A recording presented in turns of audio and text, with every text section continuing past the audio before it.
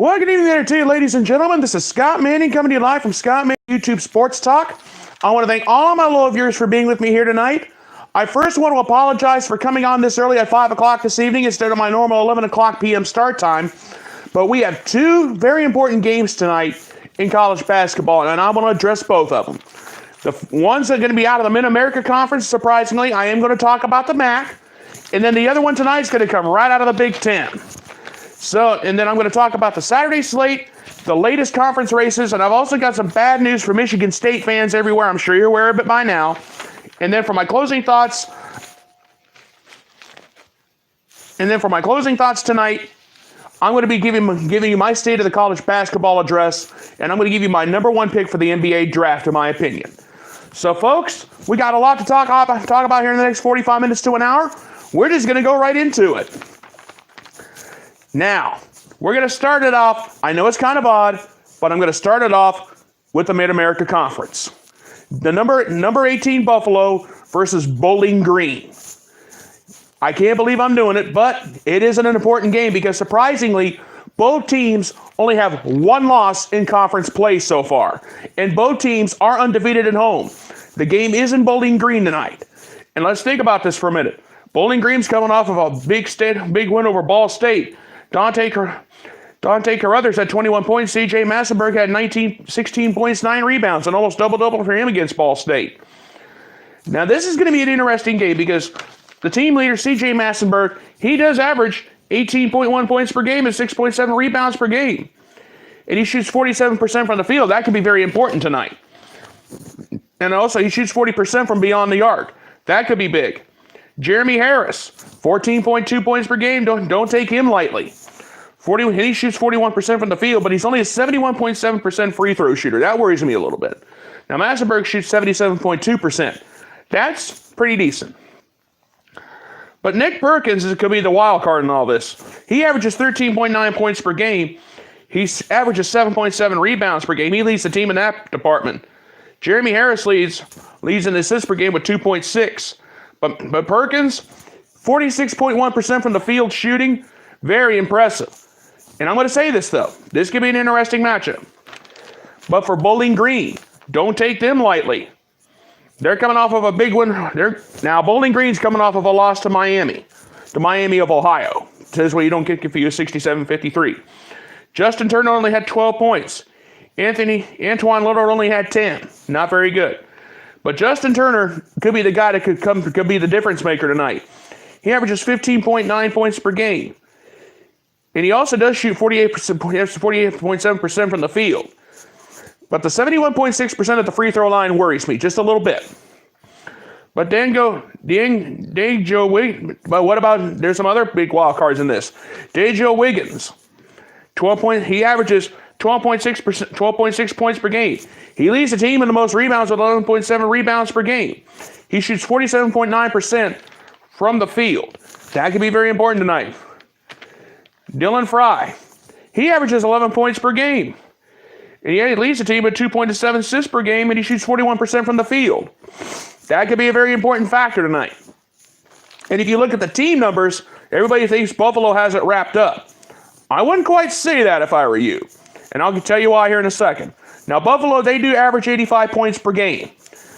Bowling Green, they average 78 points per game. That could be very important tonight.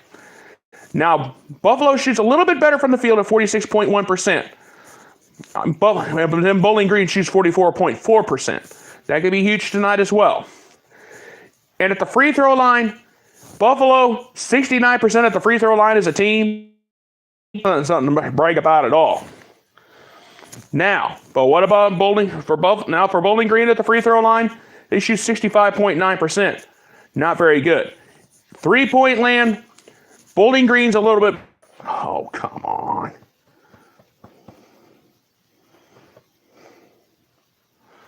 Every time this happens to me.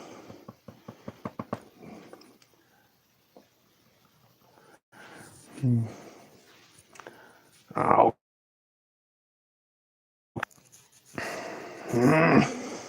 I don't care about it yet. Come on. All right, I'll have to keep on going.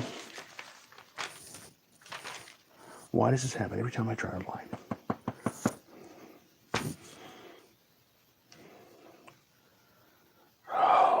Why does this happen to me all the time?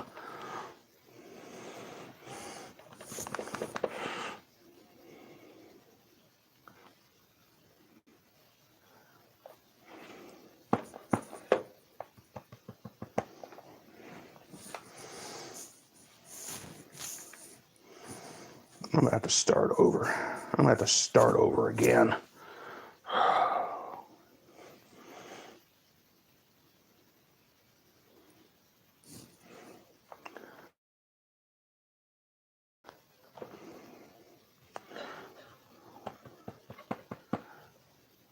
There we go. Now I'm going to have to go on. All right. Here's what we need to know. Come on, I don't care about ESPN at the moment. There. All right.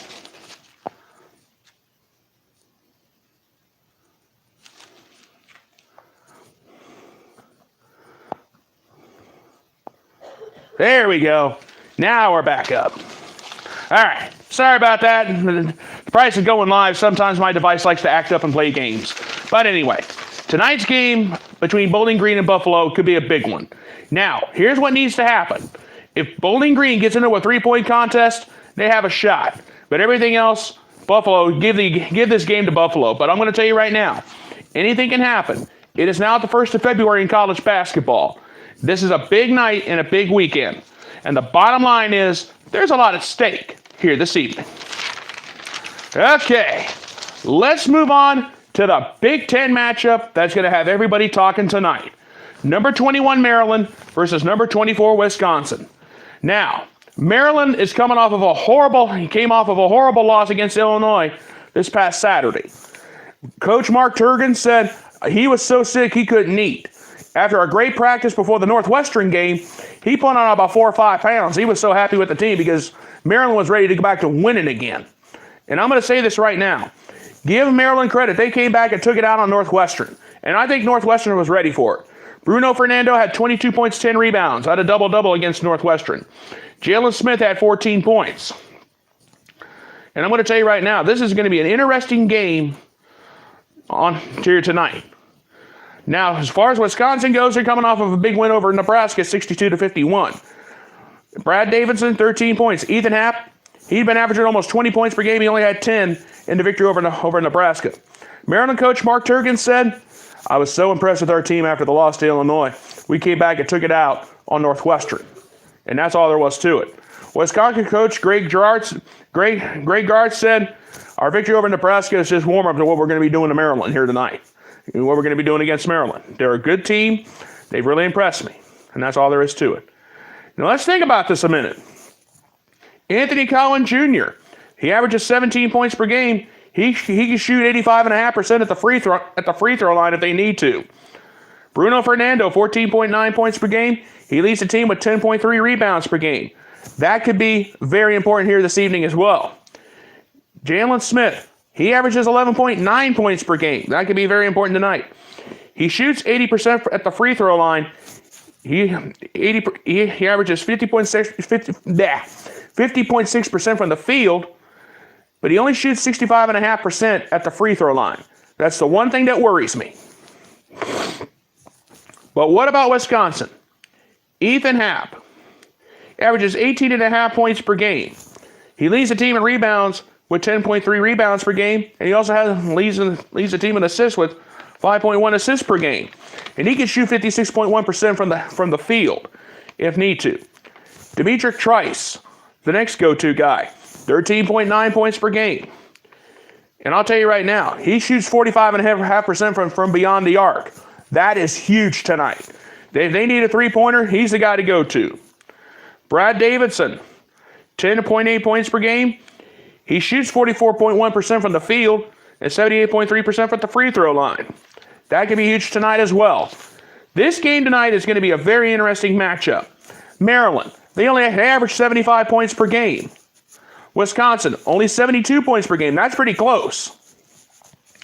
But the one thing that worries me is at the free throw line. Maryland, if this game comes down to a free throw contest, give it to Maryland because Maryland's averaging 75.6% at the free throw line as a team to Wisconsin's 66.5. If this game is decided in the paint or from the field or in the paint, it's a toss-up because Maryland, they average 46.9% from the field to Wisconsin averages 47.8%. But if this is a three-point contest, give it to Wisconsin. Wisconsin averages 39.9% from three-point land to 36.9% from the three-point land for Maryland. So this game tonight is literally going to be a toss-up. And this is a game that's going to be well worth the watching here tonight. And that's all there is to it. And the bottom line is there's a lot at stake. And everybody knows it. And I'm going to tell you right now, don't take this game lightly, ladies and gentlemen. This is a Big Ten matchup. And there's Big Ten race implications riding on the line here tonight. Now, that's tonight's games. I haven't even gotten to the Saturday slate yet. And how do you start off the Saturday slate? With number 2 Duke. Now St. John's out of the Big East faces Duke tomorrow. St. John's coach Chris Mack said after their victory against St. John's beat Creighton 83-67 the other day. St. John's coach Chris Mack said our team is improving. I know we're out of it for the Big East, but if we can put it to Duke and we can really get some help, this will help our resume. No kidding. Now, I've got some big names. You guys know the big names for St. John's, and that's all there is to it. There we go. Now, Shamari Pons, you guys know all about him. I have him down as one of my Wooden Watch players. 20.9 points per game. Very impressive. But don't forget about Mustafa Heron and LJ Figueroa. Those two guys can do a lot of damage. You already know about them. I'm not going to bore you with the numbers on these two. Now, the Duke Big Three, Barrett, Williamson, and Reddish. I'm not going to bore you with that because I'll tell you right now, there's too much at stake to bore you. But I will say this about St. John's. They did beat Creighton 83-67. Shamari Pons, 26 points, 8 rebounds, 8 assists, 6 big steals in that game. Mustafa Heron, 17 points, LJ Figueroa, 15 points against Creighton. Now, as far as Duke goes, they're coming off of a big win over Notre Dame, 83-61. Zion Williamson, 26 points, 9 rebounds, 4 block shots. He's a big man. RJ Barrett and Cam Reddish, 30 points combined. Oh, hey, man. Hey, Fast Break 386, how are you? It's so good to see you, my man.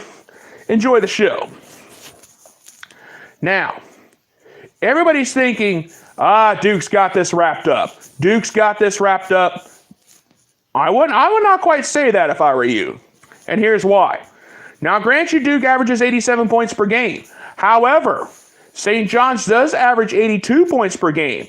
That's very important. Now, from the field, it's very close. If this game comes down to a game in the paint or in the field, very, very, very slight advantage Duke. 48.5% for Duke to 47.7% for St. John's. At the free throw line, that's been Duke's biggest Achilles heel. At the free throw line, 67.9% for Duke for the free throw line to 71.5% for St. John's. Now, if this comes down to a three-point contest, give it to St. John's because St. John's has been averaging 38.5% from three-point land to 31.1% for Duke. Could we be talking upset tomorrow? This is a 12 noon game. Anything can happen, and it usually does. We could be looking at an upset here to open up this Saturday in college basketball. I can't believe I'm saying this, but St. John's has a shot. Hey, man. Hey, all right, man. Take care of yourself and have a good one. See you later, Fast Break 386. Have a good one, man. Okay. But I will say this in all fairness. The bottom line is there's a lot at stake. Now, I know this is a non-conference game, but still, a win over St. John's, a victory over Duke can really, really help their resume. And that's all there is to it. And the bottom line is there is a lot at stake. I mean, think about it. St. John's averages 82 points per game. Now, I grant you Duke averages 87. I'll give you that. However, Shamari Pons could be the guy that makes the difference tomorrow. Now, I know about Barrett, Williamson, and Reddish, but St. John's has Pons, Harlan, and Figueroa. Look out for those guys tomorrow. And that's all there is to it. And this is going to be an interesting game, and we'll have to wait and see what happens there. All right. We're going to stay in the ACC.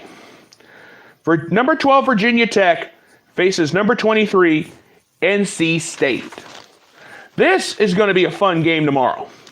Now, Virginia Tech is coming off of a win over Miami, 82-70. That was a huge win. Nickel Alexander-Walker, 25 points.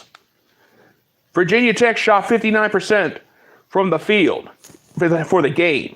Very impressive. Justin Robinson, he had 17 points. He left the game with an ankle injury. He had an ankle brace on when the game was over. So he's a question mark, and I'll get to that in a minute. Now, NC State is coming off of a bad loss to Virginia, 66-65 in overtime. Excuse me. There we go. Now, Kevin Keats said after that loss, we had a chance to win it, but some of the officiating was questionable, and that's all there was to it. And I'll give him that. There was some questionable officiating in that game. I'm not going to lie to you.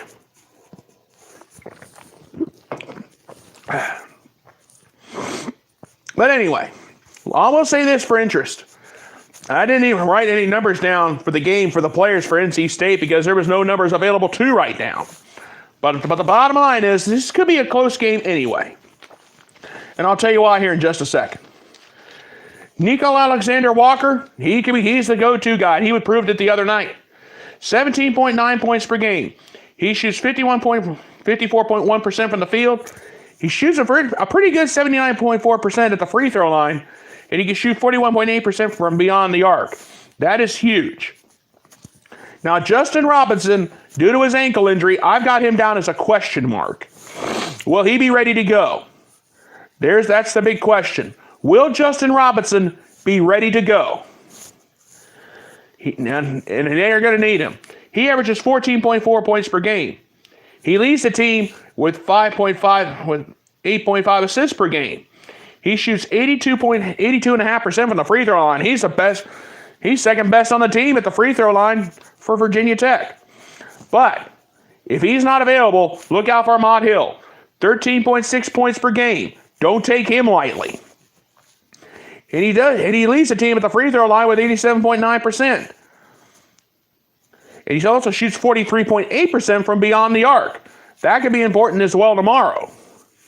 So don't take Virginia Tech lightly. I grant you Justin Robinson is a question mark. He may not be ready to go, but will he be? Only time will tell that. All right. For NC State, I'm not going to bore you with the numbers. You know, Torrin Dorn, C.J. Bryce, Markel Johnson. Those three guys are going to be the guys to watch. Now, Markel Johnson does average 14.2 points per game. C.J. Bryce, 12.2. And Markel Johnson, 11.9. Now, the things that stick out to me for Torrin Dorn, actually, Torrin Dorn's 14.2 points per game, that's what sticks out to me. Now, C.J. Bryce does average 5 rebounds per game.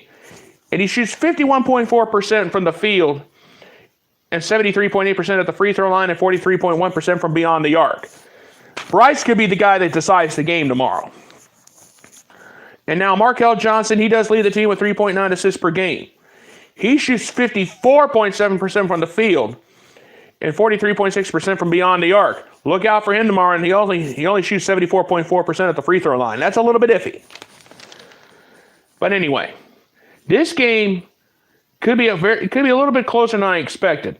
Virginia Tech, they only average 79 points per game. They shoot 50% from the field, and they shoot a pretty good 76% at the free throw line, and they shoot 42.6% from three-point land. Now, for NC State, the only thing they have in their favor is they only average 84 points per game, and they only shoot 48.4% from the field and 70.6% from the free throw line and 37.8% from three-point land. This is what needs to happen tomorrow. NC State has got to get Walker or Walker or Hill into foul trouble early. They got to get him into foul trouble, or this is going to be a long game.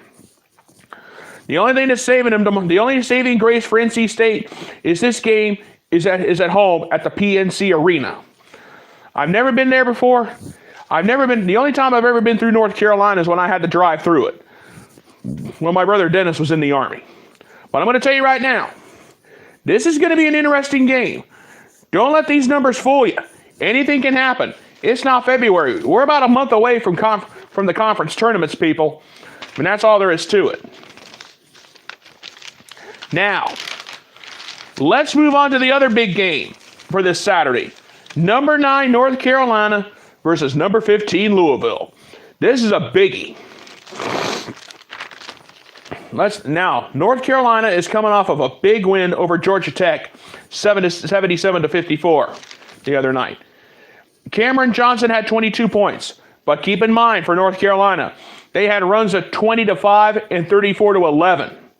Keep that in mind for Saturday. Cameron Johnson, Kobe White, Luke May, you all gotten to know him, but just in case you're watching me for the first time, Cameron Johnson does average 18.3 points per game. And he leads the team with the most rebounds at 5.5 rebounds per game. And he can shoot 51.4% from the field. Look out for him. He also can do damage at the free throw line with 79.3%. Look out for that. He also shoots 43% from beyond the arc. Kobe White, 15.2 points per game. He can shoot at the rock too. Look out for that on Saturday. He also shoots 80.9% at the free throw line. Excuse me. All right. Luke May, he could be he's no wild card. 13.9 points per game, 9.7 rebounds per game. Look out for that. And he also shoots 77% at the free throw line. And he also shoots 42.6% from the field. North Carolina, UNC coach Roy Williams has said, bring on Louisville. We're ready to go. And I'll tell you right now, we'll give Louisville a battle they'll never forget. Okay. Louisville coach Chris Mack said, after their victory over Wake Forest, bring on North Carolina, we're ready. And this game is at the Yum Center in Louisville. Keep that in mind. Now, Louisville's also coming off of a big win themselves over Wake Forest, 82-54. Jordan Nowa, 20 points. Dwayne Sutton, 17 points. 10 rebounds. He had a double-double in that game. Malik Williams, 13 points. Ryan McMahon, 12 points. Look out for those 4 on Saturday, but I got 3 guys on the watch list. Jordan Nowa, Dwayne Sutton, and Christian Cunningham. Those 3 guys right there, look out for them. Jordan Nowa, 18.2 points per game. That's very important. He shoots 48.3% from the field. That could be very important as well. Dwayne Sutton, he may only average 10.2 points per game, but he does lead the team. He's also second in rebounds with 6.9 rebounds per game. And he also shoots 45.7% from the field. Christian Cunningham, 10.2 points per game. He leads the team in assists with 4.4 assists per game. And he can shoot almost 50% from the field. Look out for that. And he also shoots 74.6% at the free throw line and 40.8% from three-point land. He leads the team in that department. Now, if you look at the team numbers for this game, North Carolina's been running all over the place. They have been averaging 88 points per game. They shoot 47.3% from the field and also 74.1% at the free throw line and 37.9% from three-point land. Louisville, on the other hand, they're not too bad either. 45.8% from the field, 76.2% at the free throw line, and 35.7% from three-point land.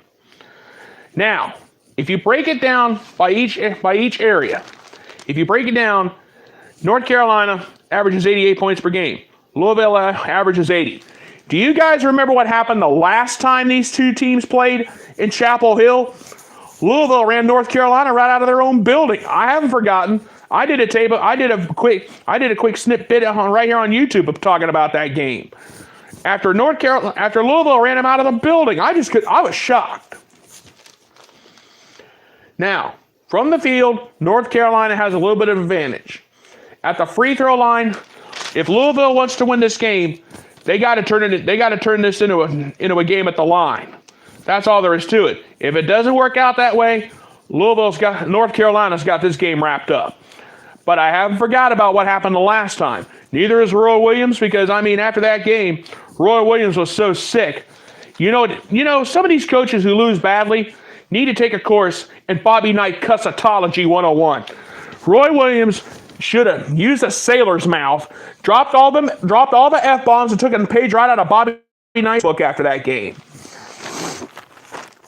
But I will be fair to you. This game is going to be an interesting one. And this is a 2 o'clock game. So anything can happen, ladies and gentlemen, and it usually does. And it's going to be a game that no one is not going to forget. And that's all there is to it. Okay. Now, let's move on to the main event. Number 16, Texas Tech. Number 11, Kansas. Texas Tech is coming off of a big win over TCU, 84-65. Jared Culver, 18 points. Matt Mooney, 18 points. And David Moretti, 11 points. That could be very important here tomorrow. Now, you know about Culver. He leads the team with 18.5 points per game. 6.9 rebounds per game, 3.9 assists per game. Look out for him. Now, he shoots 51.8% from the field. That he really makes up for it because he only shoots 68.4% at the free throw line. That worries me a little bit. But Culver is a great player in the paint and in the field. He can get the job done. Matt Mooney, 10.7 rebounds per game, 10.7 points per game, My apologies there.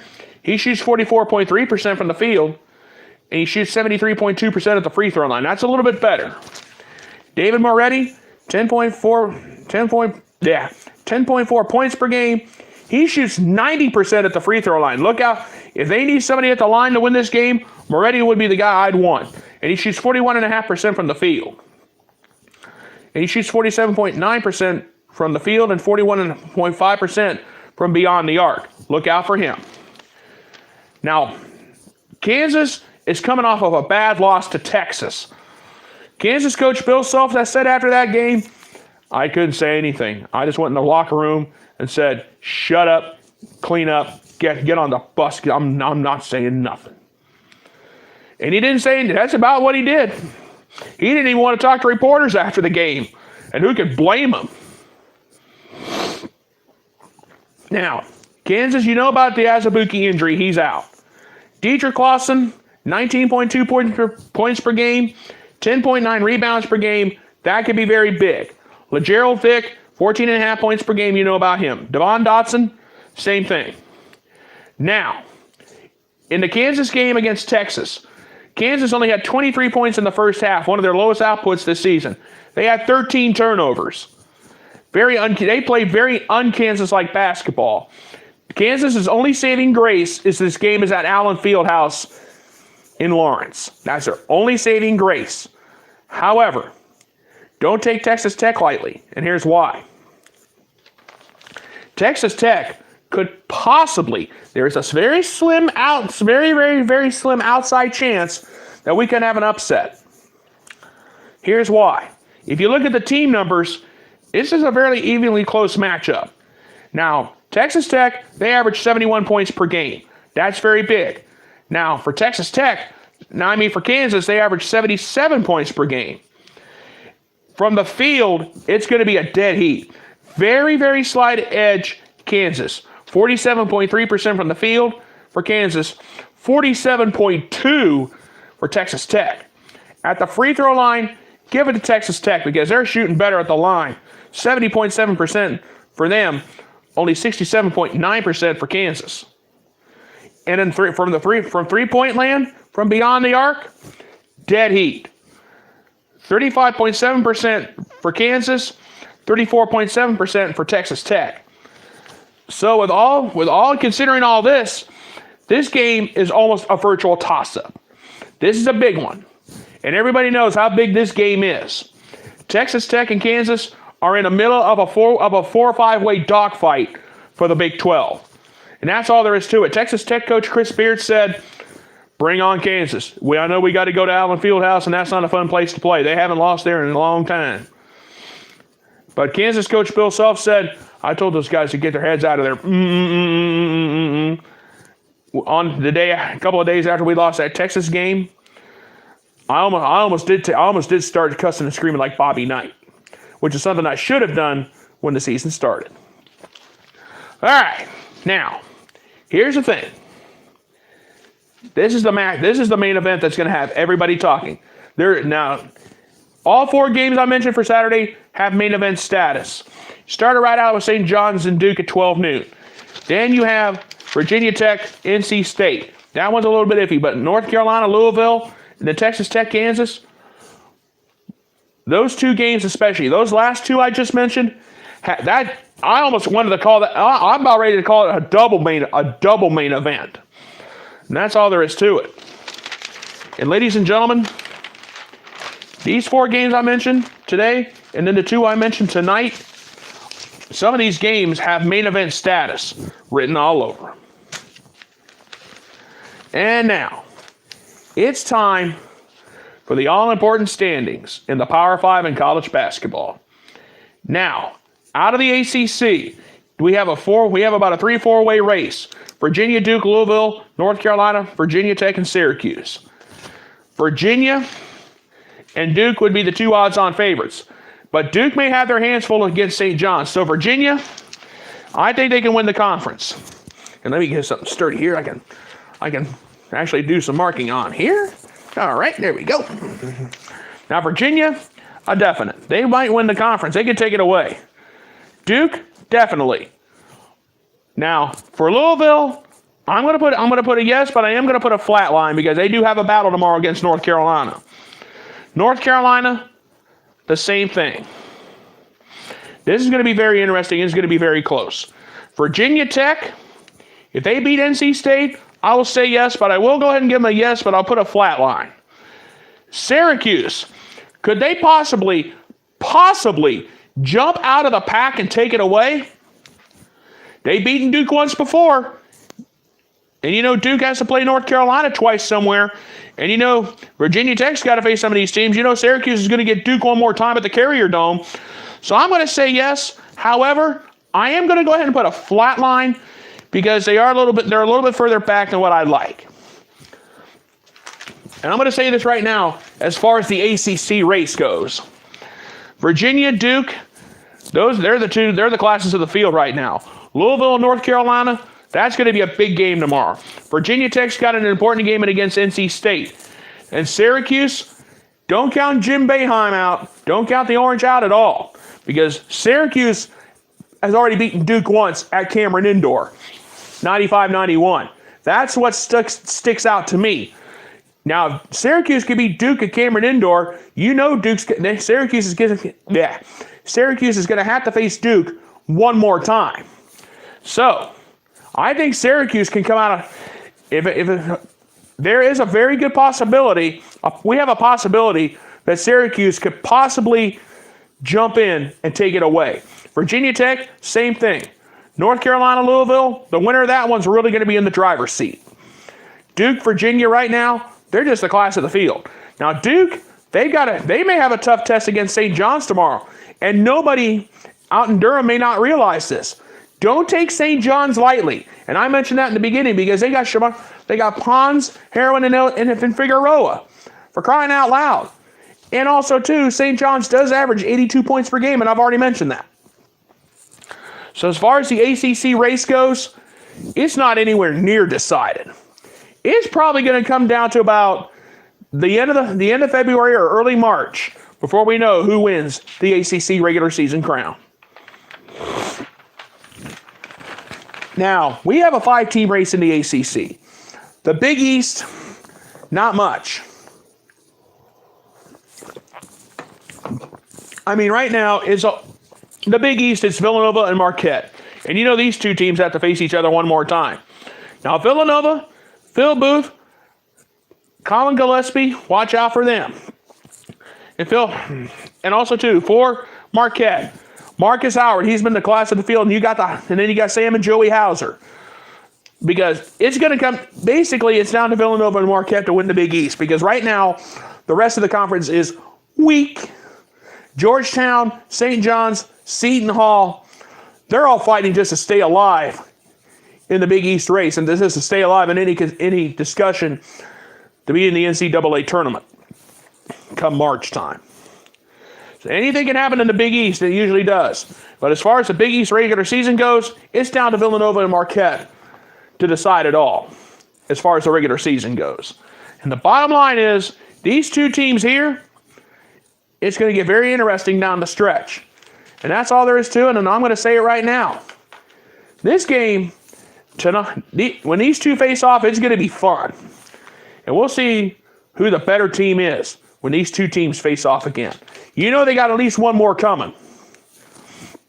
And it's going to be fun to see how it goes. Now, the Big 12 race.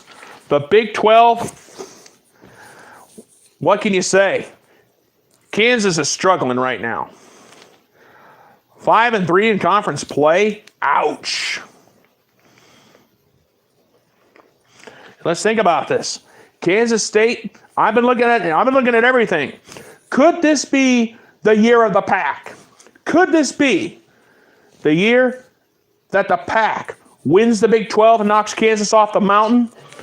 I'm going to say yes.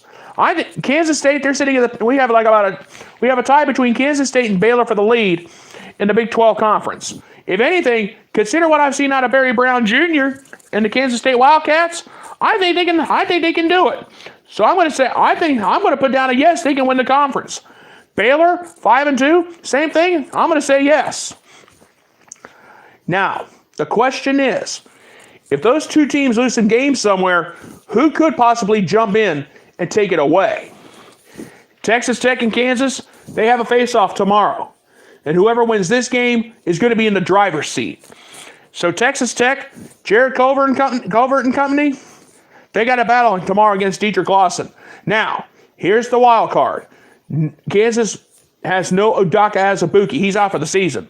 So for right now, and I think some of you guys are going to think I'm crazy to do this, I'm going to flatline Kansas. I'm going to flatline it because they haven't shown me anything at all. Now, I grant you the game's at home. It's in Allen Fieldhouse. They're 12-0 at home, but they're 1-5 on the road. And they've lost 3 of their last 4 games. They've lost to Kentucky, West Virginia, Texas. The only team they've beaten in those 3 or 4 game in that stretch was Iowa State. Mario Shayok, they've really impressed me. Iowa State, they've really shown me a lot.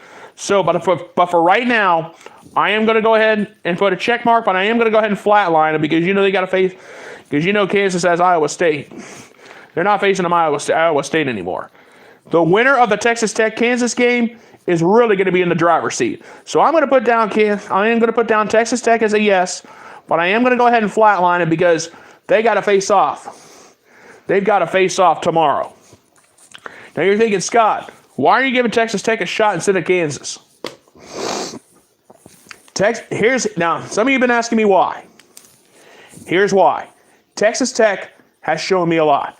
Kansas, they're 1-5 on the road. They've lost 3 of their last 4 games. That's why I am flatlining Kansas, because the Jayhawks haven't shown me anything. If Kansas comes out of the pack and takes it away, I'll man up and I'll apologize and I'll say I'm wrong. But I've got a strange feeling I'm going to be right on this because Kansas State, Baylor, they've shown me a lot. Texas Tech, Kansas, they face off tomorrow. Iowa State, don't count them out either. And that's all there is to it, my friends. That's all there is to it. And so that's why I'm flatlining Kansas, because you know they got some more road games coming up, and they don't have Udaka Azubuike available, and that could be a nightmare. And that's all. And I'm telling you now, don't count. I know a lot of you guys are saying don't count Kansas out just yet, but they haven't shown me anything when they're on the road. They don't have Udaka Azubuike available, and that's all there is to it. All right. Let's move on to the Big Ten race. The Big Ten is so close, they couldn't even fit me. They couldn't even fit my sister in there. That's all there is to it there. Now, the Big Ten, Michigan State, Purdue, Maryland, and Wisconsin. Those are the only 5 teams that have a shot. Michigan, I know I'm not a Wolverine. I'm not a Michigan fan by any stretch of the mean. I'm going to be fair and impartial. I think Michigan's going to win the Big Ten. Michigan State, on the other hand, they got the bad news about Joshua Langford.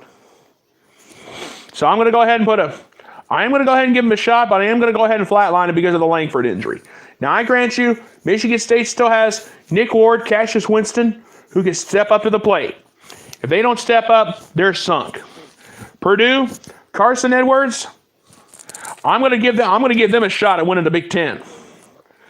Now, as far as Maryland and Wisconsin goes, Maryland, Wisconsin, I'm going to put a yes, but I'm going to flatline the both of them because they got a big face-off tonight. Tonight, late night at 9 o'clock. Michigan State, I'm a little bit on the fence now because of the Langford injury. Michigan, they're just going crazy. Xavier Simpson, Charles Matthews, those guys can do a lot of damage. Purdue, Carson Edwards, those guys can get the job done. That's why Purdue's back in the race nationally, and they're back in the Big Ten race. Maryland and Wisconsin, I've already talked about them. The big main event tonight. And it's going to be a main event. This game has got main event status. In the big main event coming up, and that's all there is to it. So I'm not going to go any further about them. So the Big Ten, I got to go with Michigan to win the Big Ten championship. To win the Big Ten regular season with Michigan State coming in. But I still do believe Michigan State is going to give Michigan a run for their money. Now, I know with the Langford injury, and I'll get to that here in a minute. But anyway, I still think Michigan's got it wrapped up. But Michigan State and Purdue, don't count them out. Do not count them out at all. But Maryland, Wisconsin, they got the face-off tonight. And the winner of that game will be in the driver's seat. Now, on to the SEC. I've only got 3 teams left with a legitimate shot at winning the SEC regular season crown. Tennessee, definitely a yes. Because they got Tennessee coach Rick Barnes has turned the team around. That's all there is to it. Grant Williams, Emerald Schofield, those 2 guys there are going to be the reason why Tennessee wins the SEC. LSU, I'm going to go ahead and flatline them because I saw some concerns in the Missouri game. I haven't forgot about that Missouri contest at all. That's all there is to it.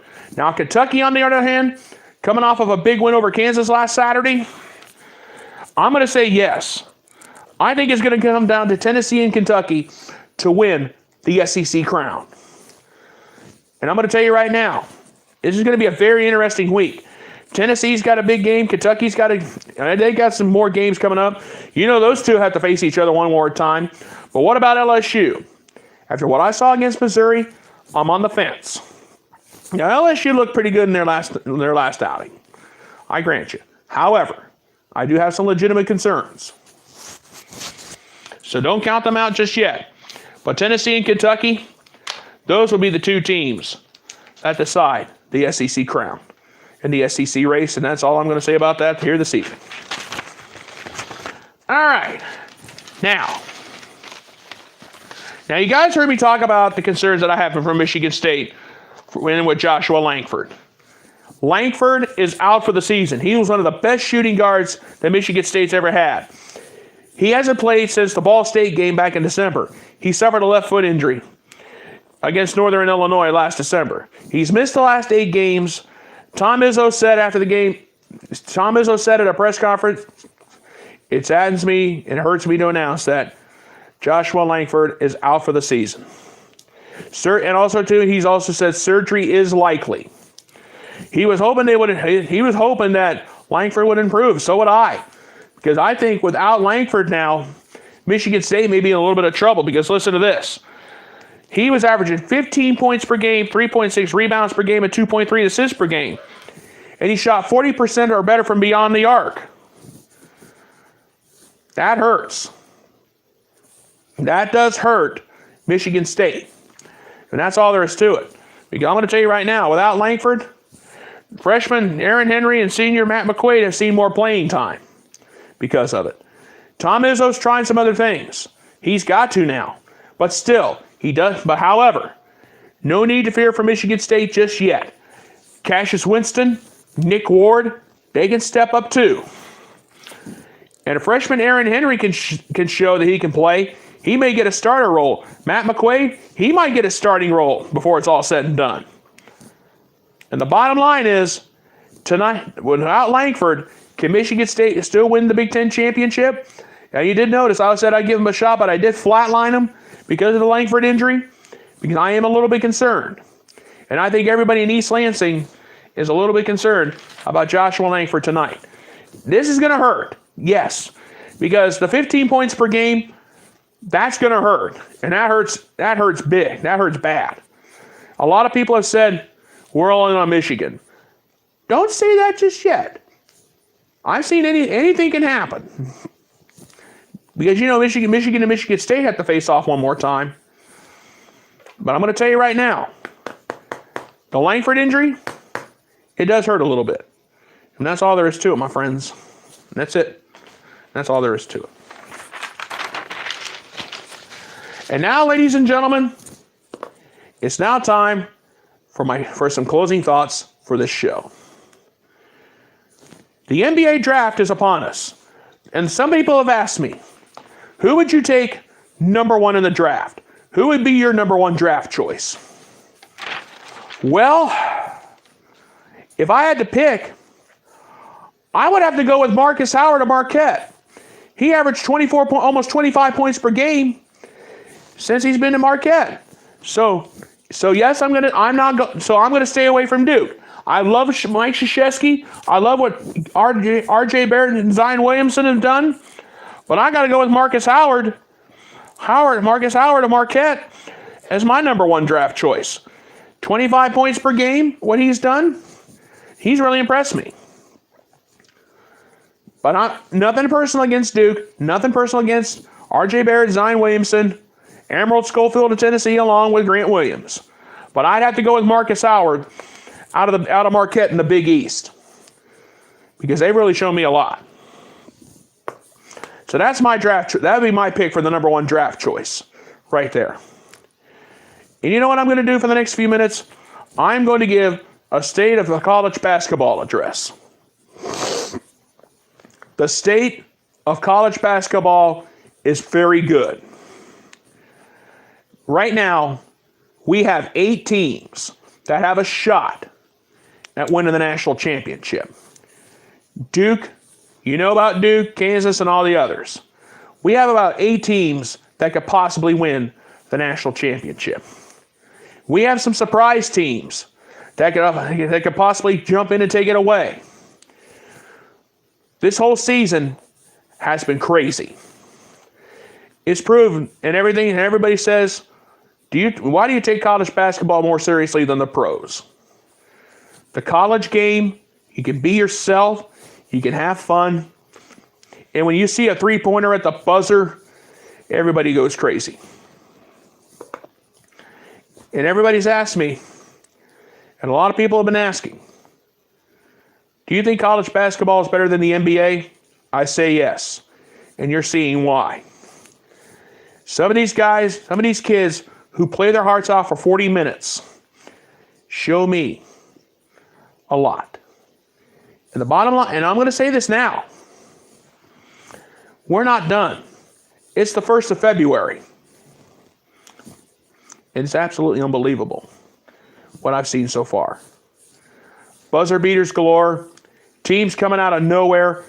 Case in point, West Virginia upsetting Kansas a couple weeks ago. That was huge. West Virginia's so far out of it, but they can play a role. They've been reduced to the role of spoiler. They spoiled it for Kansas, of all teams, in Morgantown. And the fact of the matter is this. This whole season has been crazy. There's more to come. We still got about a month before the conference tournaments get underway. And I'm going to say this now.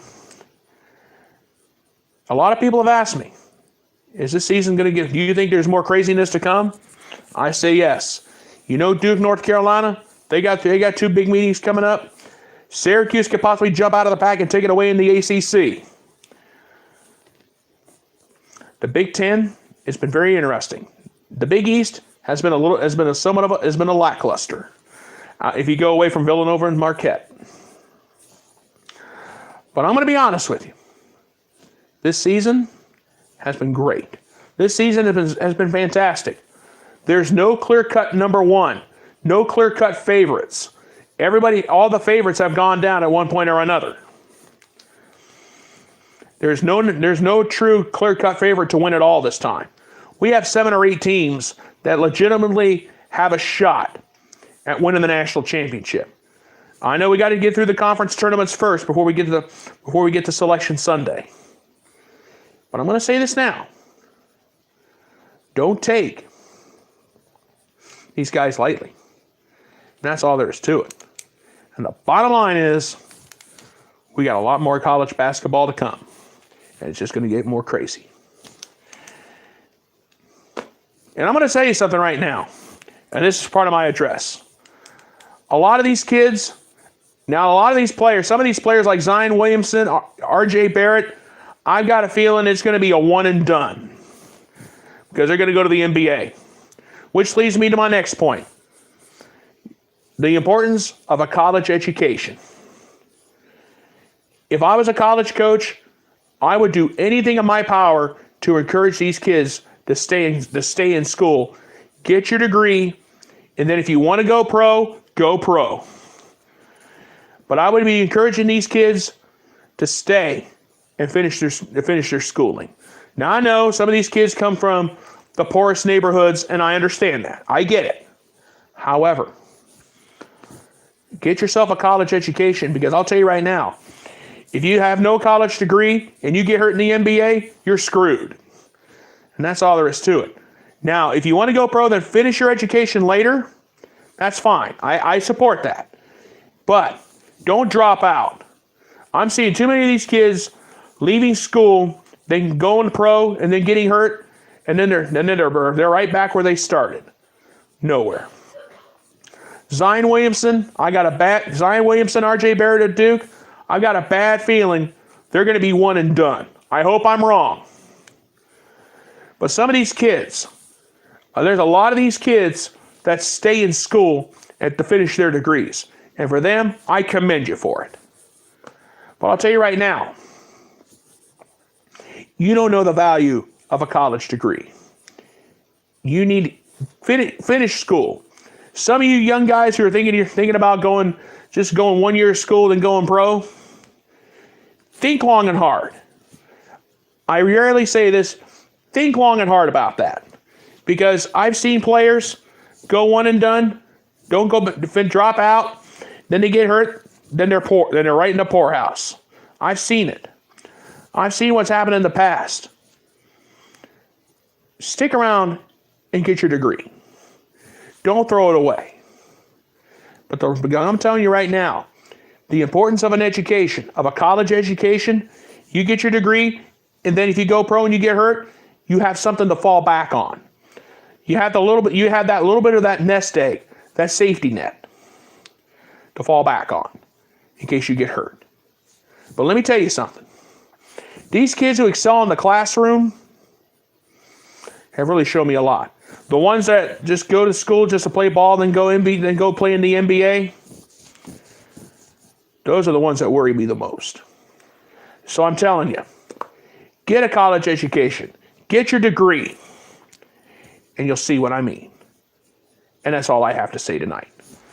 All right, folks, I'm going to go ahead and get on out of here. I want to thank you guys so much for being with me here on this early edition of the Scott Manning YouTube College Basketball Show. I'll be back tonight at about 11:30 I'll be back tonight at midnight for the wrap-up of tonight's games. I'll give you my take on both of them. I'll hand out my Scott Manning Basketball Hardwood Awards here this evening. And I want to thank you guys so much for being with me here tonight. You guys have a great night. Thank you so much for being with me, and God bless. Good night, everybody, and thank you.